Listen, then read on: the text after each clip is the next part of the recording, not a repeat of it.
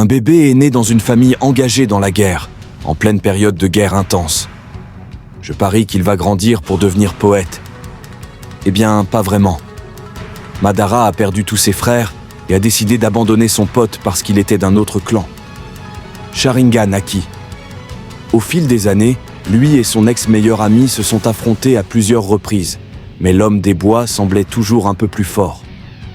En insérant les yeux de son frère décédé dans ses propres orbites, comme de nouvelles briques de Lego, il a tenté une dernière fois de se battre et s'est fait battre à nouveau. Cela l'a rendu tellement dépressif que son ami lui a même proposé de se suicider pour qu'il se calme.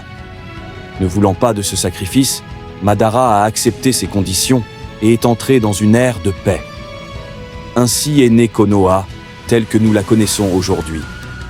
Senju et Uchiha, main dans la main, travaillant ensemble pour un avenir plus brillant.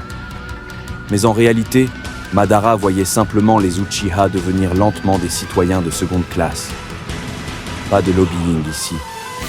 Il a simplement attrapé Kyuubi et s'est déchaîné. Les autres villageois n'ont pas apprécié cela, et Madara a fini temporairement mort. Toujours avoir un plan de secours, les enfants. Et toujours planifié, très à l'avance. En trouvant un Obito Uchiha complètement aplati, Madara l'a rapidement radicalisé et lui a donné des améliorations Zetsu pour s'assurer que son plan apocalyptique se poursuive après que la vieillesse l'ait emporté dans sa tombe. Mais encore une fois, la mort est temporaire si vous êtes un lunatique, et Madara revient sur le champ de bataille, une fois de plus pour prouver au nouveau Kage que cette génération est faible. Commençant comme un cadavre réanimé, Madara découvre peu à peu de nouvelles façons de retrouver sa forme de combat et finit par devenir.